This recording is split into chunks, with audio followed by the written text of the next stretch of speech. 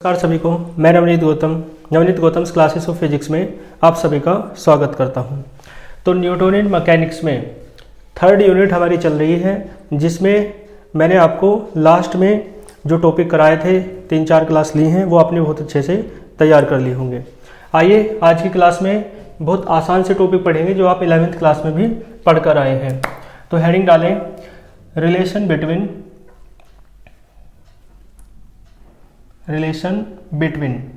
यानी संबंध की बात करनी है किसके बीच, एक तो स्मॉल जी के और एक कैपिटल जी के।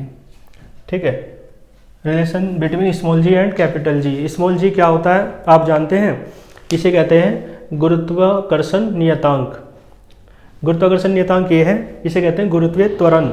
ठीक है, यानी स्मॉल जी की वैल्यू फिक्स होती है और ग्रेविटेशनल एक्सेलरेशन इसे इंग्लिश में कहते हैं। तो स्मॉल जी ग्रेविटेशनल एक्सेलरेशन और capital G universal gravitational constant, दोनों के बीच क्या रिलेशन है इस बात को हमें देखना है। तो देखो, जैसे ये अर्थ है, पृथ्वी है, तो पृथ्वी का केंद्र सेंटर O, इसका जो मास है द्रव्यमान me और इसकी जो रेडियस है वो मान लो कितनी है RE।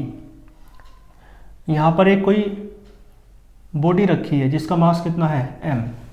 ठीक है, तो देखो लिख देना, let us consider a body of mass m is placed on the earth surface. ठीक है, let me be the mass of the earth and RE be the radius of earth. Mass माने द्रव्यमान, रेडियस माने त्रिज्या। तो then देखो Newton second law लगाओ।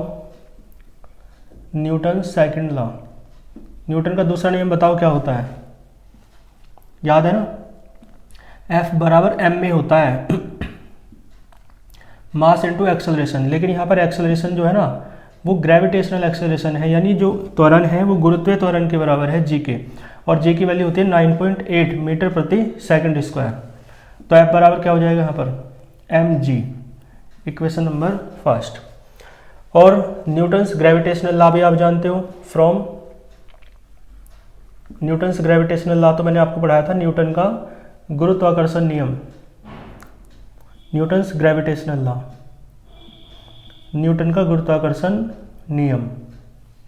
बताएं क्या होता है इस केस में, क्या हो जाएगा F is equals to G, m1 m2 होता है, लेकिन यहाँ पर पहला पार्टिकल अर्थ है और दूसरा पार्टिकल वो जिसका मास m, अपोन में दोनों के बीच की डिस्टेंस, और वो यहाँ कितनी है दोनों पार्टिकल्स के बीच की डिस्टेंस RE, सेंटर से नापते हैं ना डिस्टेंस, तो RE का स्क्वायर हो जाएगा, इक्वेशन नंबर सेकंड।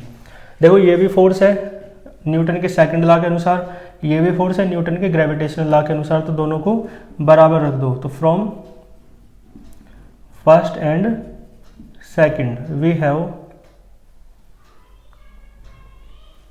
क्या आ जाएगा mg बराबर हो जाएगा g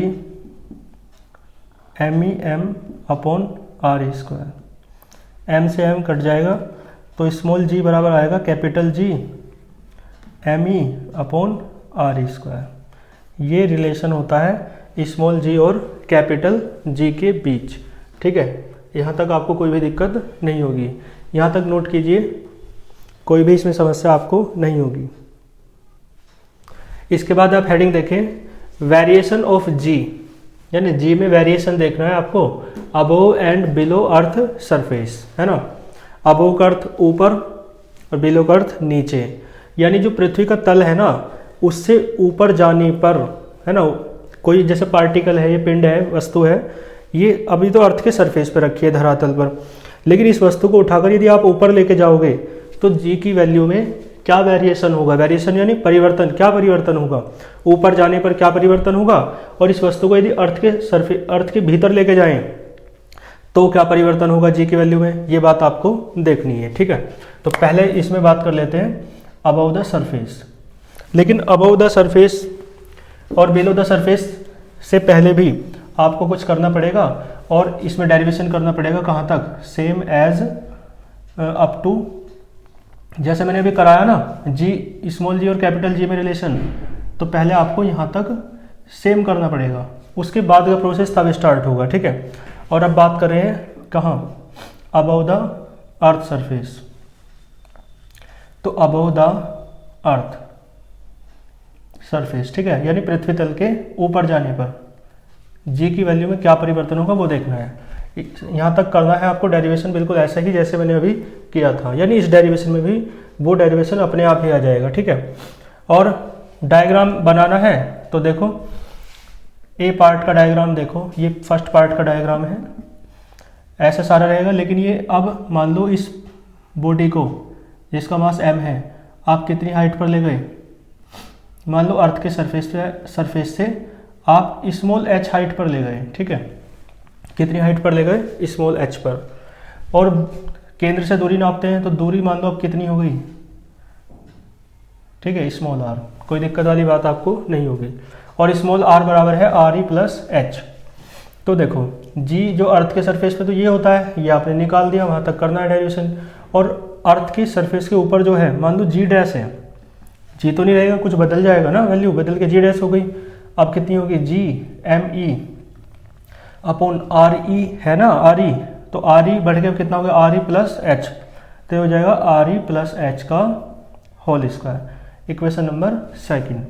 अब बस कुछ नहीं करना, समीकरण 2 को भाग कर दो समीकरण 1 से, तो वी हैव क्या जाएगा, जी डैश अपॉन जी, यानी G M E upon R E plus H का होल स्क्वायर अपॉन, ठीक है जी, अपॉन देखो G M E upon R E square, तो जी एम ई से जी एम ई कट जाएगा, बीच बीच वाले जो थे ऊपर नीचे वाले एक जगह, तो आ जाएगा आर ई स्क्वायर, है ना। एक काम कर लो, बल्कि ऐसे नहीं करेंगे, बीच बीच वाले एक जगह ऊपर नीचे वाले जगह ये बात नहीं करेंगे, ठीक है। क्या करेंगे देखो, जी डैश अपॉन जी बराबर, देखो आपको पता ही है, चलो एक लाइन बढ़ा ही लो, है ना, ऐसे कर ही लो, ये हो जाएगा आर ई स्क्वायर अपॉन, नहीं तो आप कन्फ्यूज हो जाओगे, आर ई प्लस एच का होल स्क्वायर, ठीक है जी। ये ऊपर पहुंच गया और ये नीचे आ गया, लेकिन इसे मैं ऐसे लिखना चाह रहा था कि जो आर ई प्लस एच है ना, are E plus H upon R ई का स्क्वायर लिख सकते हैं ना, क्योंकि अपॉन का आर ई स्क्वायर जब भी ऊपर पहुंचेगा बात वही है, तो इसे इसके बटे में लिख लिया अपॉन में, और दोनों का स्क्वायर एक साथ लगा दिया, ठीक है। तो ये हो जाएगा आपका जी डैश बराबर, जी इधर पहुंच जाएगा, ठीक है, जी तो ऊपर पहुंच जाएगा ना, तो जी अपॉन में देखो 1 प्लस आर ई कटेगा, 1 बचेगा, और ये बचेगा, ये एच है ना, ये क्या है, एच। तो देखो अलग अलग बटे में करोगे तो आर ई अपॉन आर ई 1 एच, और क्या बचेगा दूसरे में, एच अपॉन आर ई, और इसका होल स्क्वायर। तो अर्थ के सरफेस से जो ऊपर होता है ना ग्रेविटेशनल फील्ड, वो इतना होता है। इस डेरिवेशन को आप थोड़ा आगे बढ़ा सकते हो, देखो जी डैश बराबर हो जाएगा जी, और इसे आप लिख सकते हो 1 प्लस एच अपॉन आर ई, और इसकी पावर -2, इसकी पावर ऊपर जाके क्या हो जाएगी, -2। तो आप देखें बाइनोमियल थ्योरम जानते हो, बाइनोमियल थ्योरम होती है 1 प्लस एक्स की पावर n बराबर 1 प्लस एन एक्स, और प्लस आगे चलता रहता है, लेकिन हायर पावर्स को जो उच्च घात है उन्हें नेगलेक्ट कर दो, छोड़ दो, नेगलेक्ट मान लो, तो घात कहाँ जाती है, गुना में। तो जी डैश बराबर जी 1 प्लस माइनस माइनस, जब गुना में -2 आएगा तो एक एक्सप्रेशन आपका ये भी आ जाता है, ठीक है। तो यानी पृथ्वी तल से ऊपर जाने पर जी के मान में जो चेंज होगा, और चेंज होने के बाद जो जी होगा उसे जी डैश कहेंगे, और वो ये होगा और ये होगा, है ना, दोनों। ये सूत्र किसके हैं, above the earth surface the value of gravitational acceleration, गुरुत्वीय त्वरण के मान है ऊपर जाने पर, ठीक है। यहाँ तक नोट करो, फिर चलते हैं इसके बी पार्ट, मतलब सेकंड पार्ट पर। आइए इसके बाद सेकंड पॉइंट पर चलते हैं। सेकंड पॉइंट क्या हो जाएगा, बिलो द सरफेस, यानी जब आप पृथ्वी तल से नीचे जाएंगे तो तब जी की वैल्यू में क्या चेंज होगा तब देखते हैं, ठीक है। डायग्राम बना लो सेकंड का। देखो अब ये जो बॉडी है ना, इसे आप लेके आएंगे ठीक है, ये जो बॉडी है ना, अब आप इसे कहाँ लेके आएंगे, पृथ्वी तल के नीचे, यानी यहाँ पर लेके आ जाओ। ठीक है, तो देखो यानी पृथ्वी तल से h गहराई पर लेकर आ गए आप, तो ये जो डिस्टेंस बची ये वाली, ये बची RE माइनस h। ठीक है, क्या बची, RE माइनस h। ठीक है जी, RE माइनस h, बस यही हो जाएगा डायग्राम इसका। कौन सा, सेकंड पार्ट का। देखो यहाँ तक तो करना ही करना है, ये भी क्लियर है, इसके बाद भी करना है, बल्कि ये दोनों डेरिवेशन एक ही हैं। तो यहाँ तक तो आपने शुरुआत में कर ही लिया और फिर फर्स्ट पार्ट कर लिया पूरा। अब क्या करना है, यहाँ तक तो कर ही रखा है, इक्वेशन नंबर फर्स्ट दोबारा उठा लो, इसी की थोड़ी ज़रूरत पड़ेगी। तो g बराबर क्या है, g me upon RE square. आपने एक फॉर्मूला पढ़ा है, घनत्व बराबर द्रव्यमान बटे आयतन, पढ़ा है ना, यानी डेंसिटी बराबर मास अपॉन वॉल्यूम। और अर्थ की बात कर रहे हैं तो mass of earth upon volume of earth. तो जो अर्थ का वॉल्यूम है, आयतन है, वो हो जाएगा, अर्थ एक गोला ही तो है, स्फेयर, तो 4/3 पाई RE क्यूब, 4/3 पाई RE क्यूब है ना। RE क्या है, रेडियस ऑफ अर्थ। तो इसका मतलब है यहाँ से ME कितना आ जाएगा, 4/3 पाई RE क्यूब और इंटू डी। तो ME का मान रख दो यहाँ से, ये हो जाएगा G है ना, ME का मान रखो, ME का मान है 4/3 पाई R क्यूब इंटू डी और 1 क्या है, RE स्क्वायर। तो RE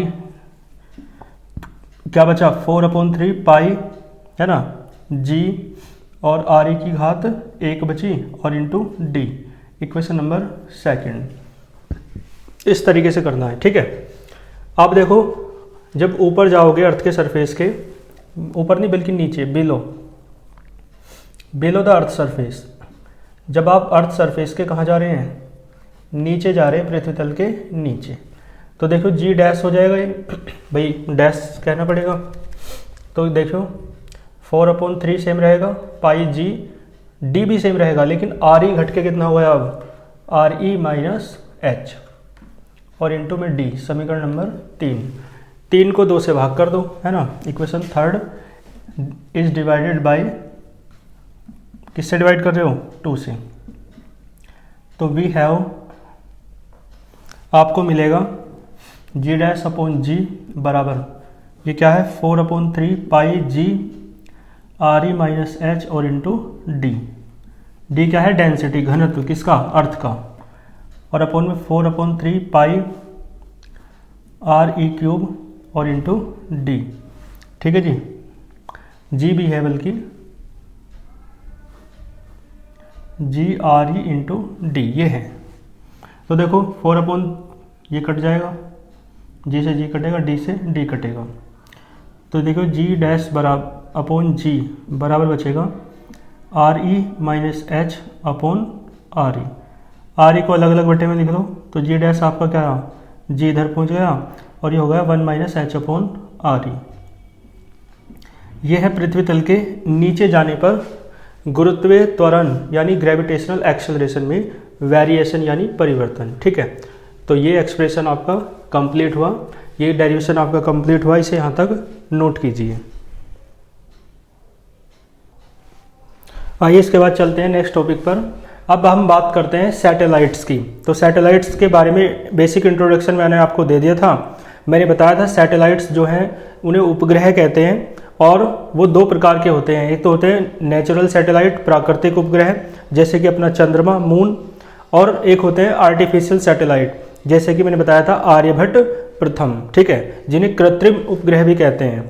तो आर्टिफिशियल सैटेलाइट हो या सैटेलाइट कैसा भी हो, तो सैटेलाइट्स की जो डेरिवेशन है वो करते हैं। ठीक है, तो हेडिंग डालें पहले, orbital velocity of a satellite.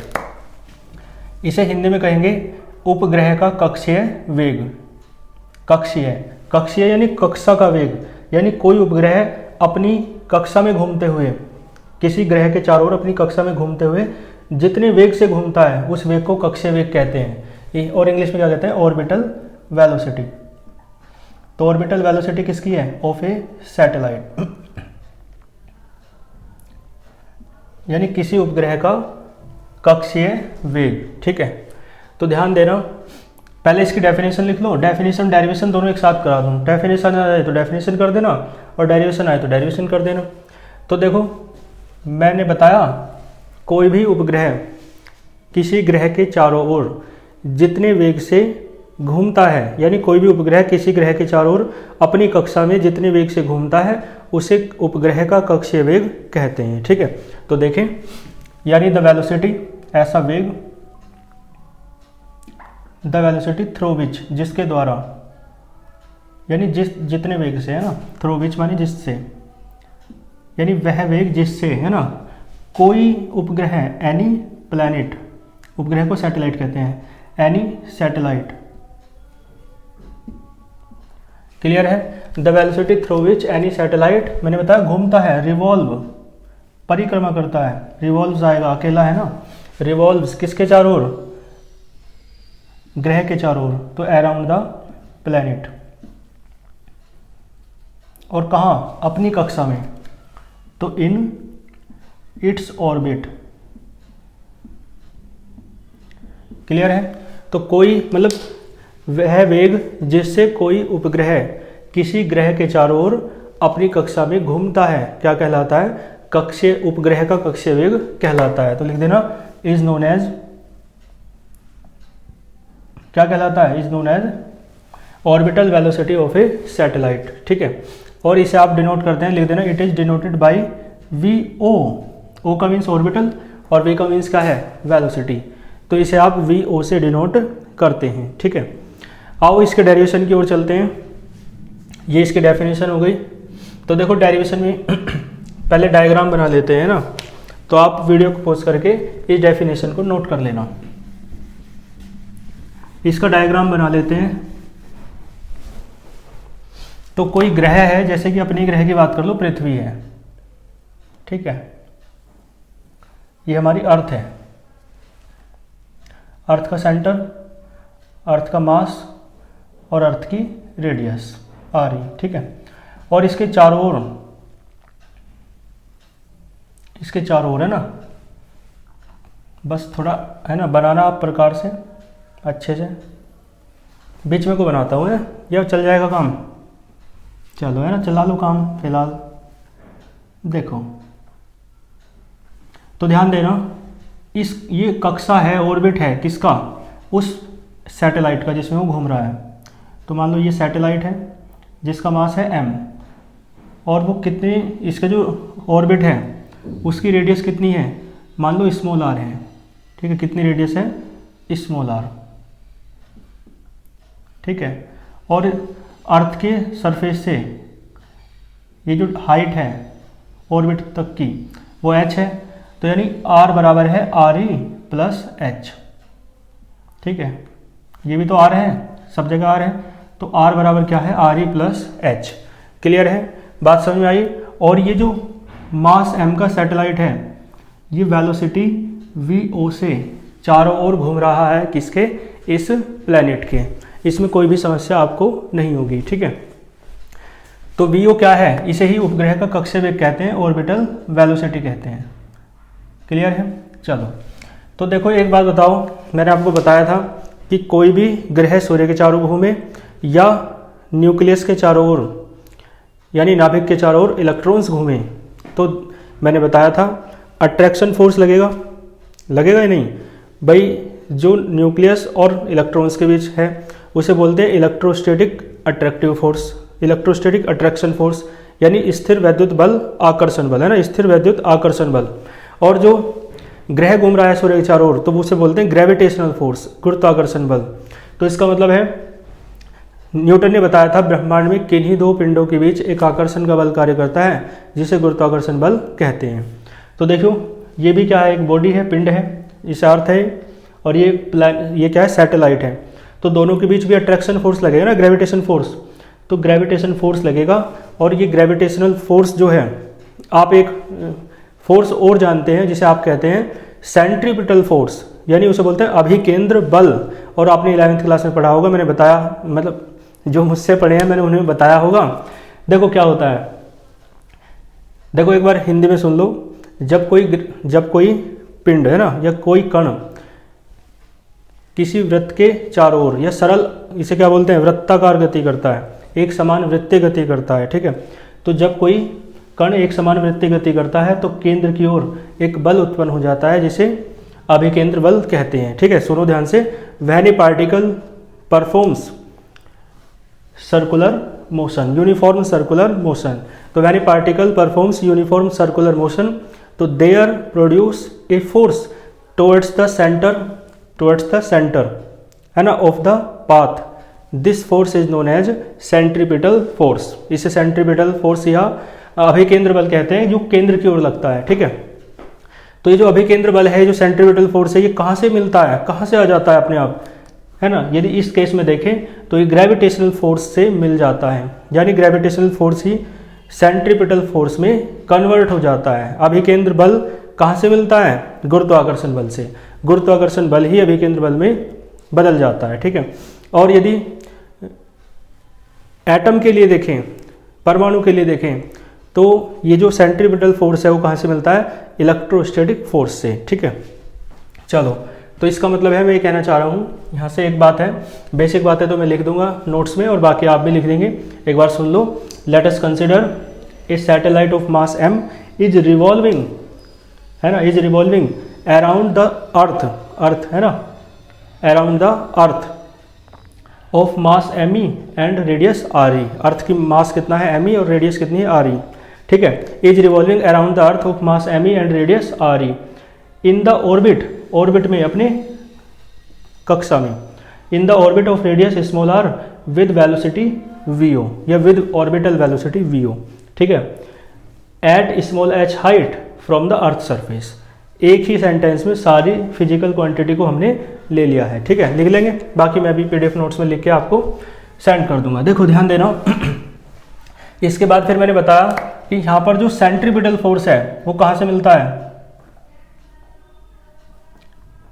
ये जो सेंट्रीपिटल फोर्स है ना, जिसे अभिकेंद्र बल कहते हैं, ये कहाँ से मिलता है, ग्रेविटेशनल फोर्स से, गुरुत्वाकर्षण बल से मिलता है, जो चीज़ मैंने आपको अभी समझाई है। तो अभिकेंद्र बल, सेंट्रीपिटल फोर्स का आप फॉर्मूला जानते होंगे, क्या होता है, इसका फॉर्मूला होता है mv²/r। लेकिन यहाँ v की जगह vo है, क्योंकि ऑर्बिटल वेलोसिटी की बात करें, कक्षीय वेग की बात करें।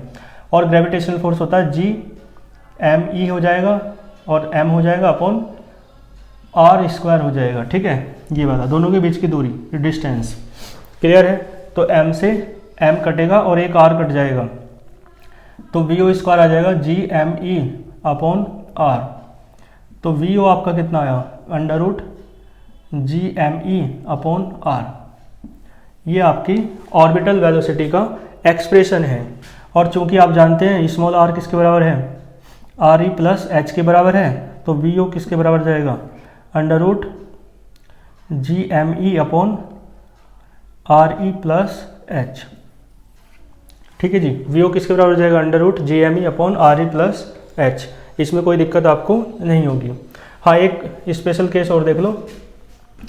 यदि सैटेलाइट अर्थ के बहुत पास रिवोल्यूशन कर रहा हो, यानी इसकी ऊंचाई ज़्यादा ना हो, है ना, 300-400 किलोमीटर ना होकर 30-40 किलोमीटर हो, तो if satellite revolves around the earth, around near the earth, around तो है यानी चारों ओर, किसके पास में, किसके, अर्थ के, पृथ्वी के। यानी कहने का मतलब है, फिर जो re है ना, re प्लस h लगभग किसके बराबर हो जाएगा, re। क्यों, क्योंकि re की वैल्यू होती है, अर्थ की जो रेडियस होती है, आपको ना पता हो तो लिख लेना, ये होता है 6400 किलोमीटर। ये जो डिस्टेंस है ये वाली, ये 6400 किलोमीटर होती है। और h क्या है, मान लो 50, 60, 100 किलोमीटर हो तो ज़्यादा फर्क नहीं पड़ता है ना। जो 30-40 किलोमीटर है तो क्या फ़र्क पड़ता है, 6400 है ना की तुलना में 30-40 को अवॉइड किया जा सकता है। तो re प्लस h लगभग किसके बराबर हो जाएगा, re के। तो यहाँ से एक एक्सप्रेशन हो जाएगा vo बराबर √Gme अपॉन re। यहाँ से आप ऐसा भी कह सकते हैं। ठीक है, तो ये क्या है आपका orbital velocity of a satellite. इसमें आपको कोई भी दिक्कत नहीं होगी। कर लेंगे यहाँ तक। एक एक्सप्रेशन और बन जाएगा इधर, यहाँ तक इधर का दिख रहा होगा आपको। चलो इधर कर देते हैं। देखो आपने पढ़ा है स्मॉल जी और कैपिटल जी में रिलेशन, तो स्मॉल जी बराबर होता है G M E upon R E square.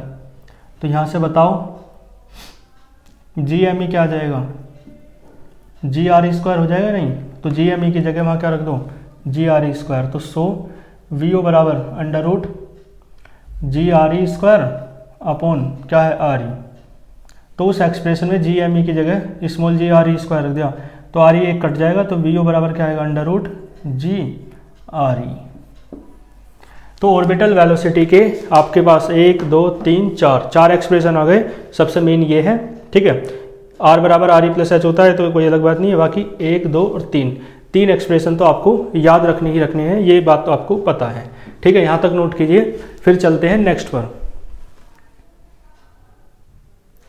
ठीक है। इसके बाद हेडिंग डालो। इसके बाद चलते हैं नेक्स्ट, डेरिवेशन करते हैं और उसके डेफिनेशन लिखेंगे। इसे कहेंगे पीरियड ऑफ रिवॉल्यूशन, ठीक है। पीरियड ऑफ रिवॉल्यूशन यानी परिक्रमण काल के लिए व्यंजक, पीरियड ऑफ रिवॉल्यूशन, उपग्रह का परिक्रमण काल है ना, हिंदी मतलब लैंग्वेज है ना।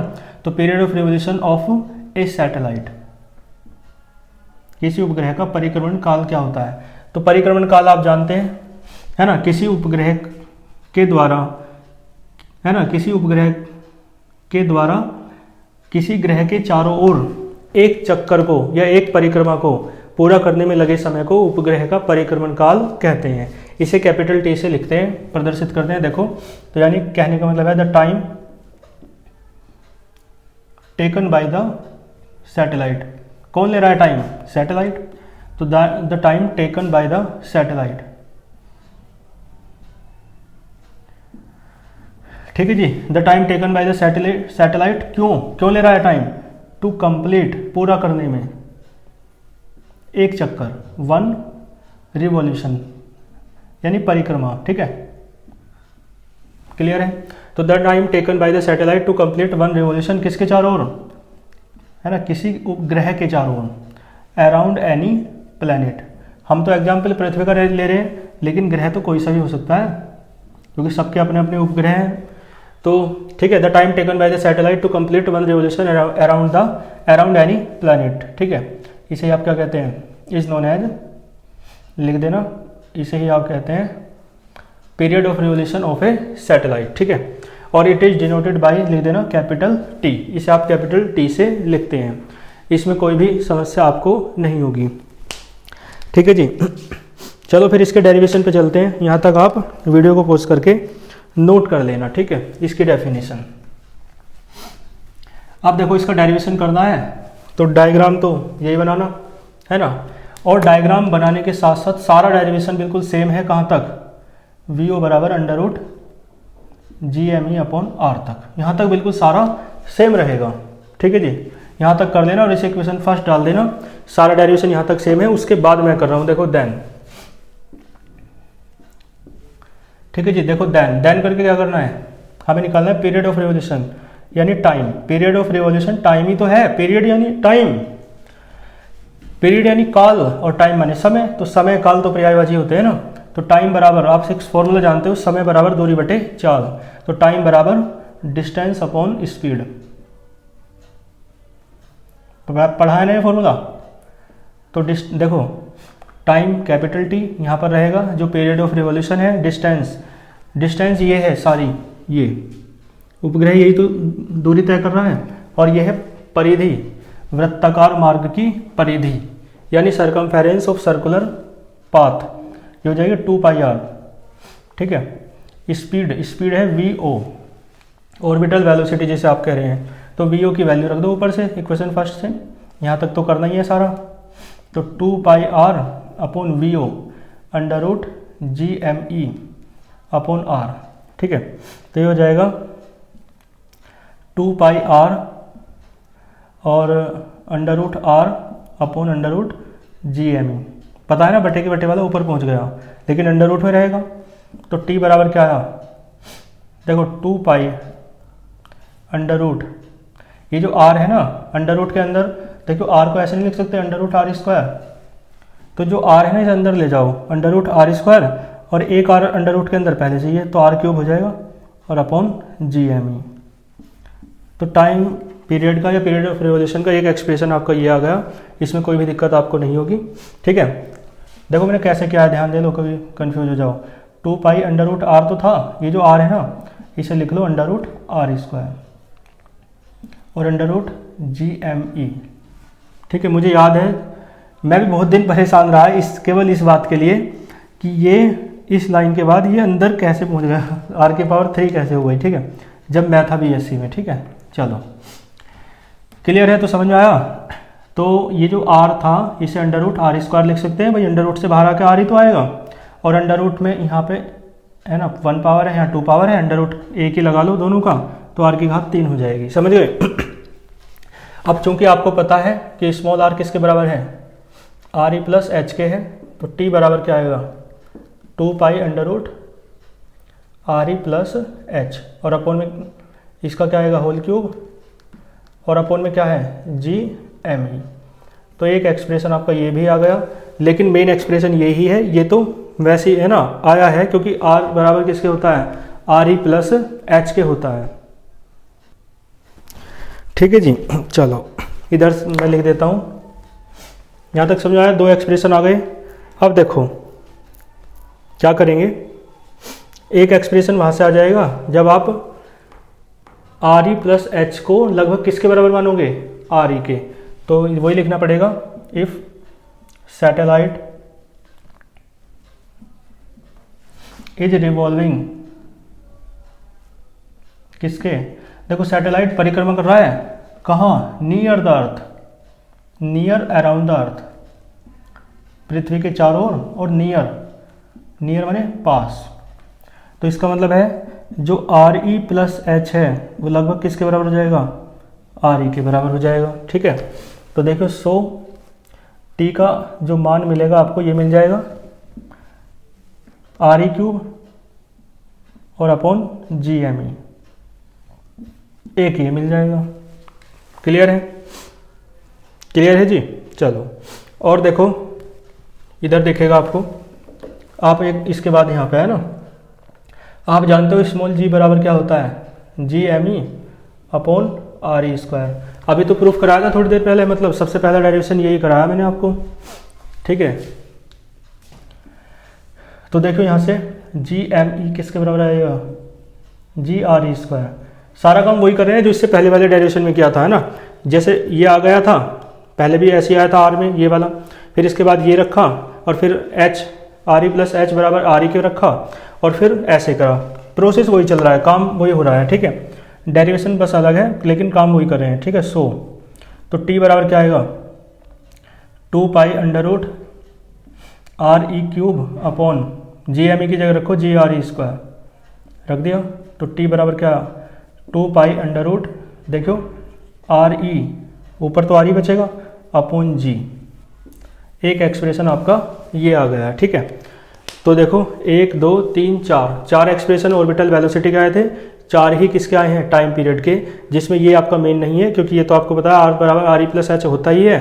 1 2 और 3 एक्सप्रेशन आपको याद रखने हैं। ठीक है, बस इसमें अंतर क्या है, यहाँ R है यहाँ RE है, और ये भी आपका बहुत इंपॉर्टेंट है, इस पर आधारित न्यूमेरिकल भी आते हैं। ठीक है, तो आज के लेक्चर में डेरिवेशन कंप्लीट हुआ, तो इतना ही रखते हैं। ठीक है, आप अपनी प्रतिक्रियाएं अवश्य दीजिए, समझ में आ रहा है नहीं आ रहा है, क्या है ना आपके समस्याएं हैं मन में है। ठीक है, तो मिलते हैं नेक्स्ट लेक्चर में। और हाँ एक बात, पेड बैच में मैंने कहा 4th यूनिट पेड बैच में कराई जा रही है, कराई जाएगी, तो वो यूनिट 4th यूनिट स्टार्ट हो चुकी है आपकी पेड बैच में। यदि आप भी ज्वाइन होना चाहते हैं तो वीडियो के डिस्क्रिप्शन बॉक्स में आपको चीज़ें दी गई हैं, जैसे कि आप पेमेंट जिन माध्यमों से कर सकते हैं। ठीक है, तो वहाँ से आप पेमेंट कर सकते हैं, 100 रुपये आपकी फ़ीस रखी गई है, तो वहाँ से आप ज्वाइन हो सकते हैं। और व्हाट्सएप नंबर दिया हुआ है, बाकी आप जो भी जानकारी करना चाहते हैं वहाँ से कर सकते हैं।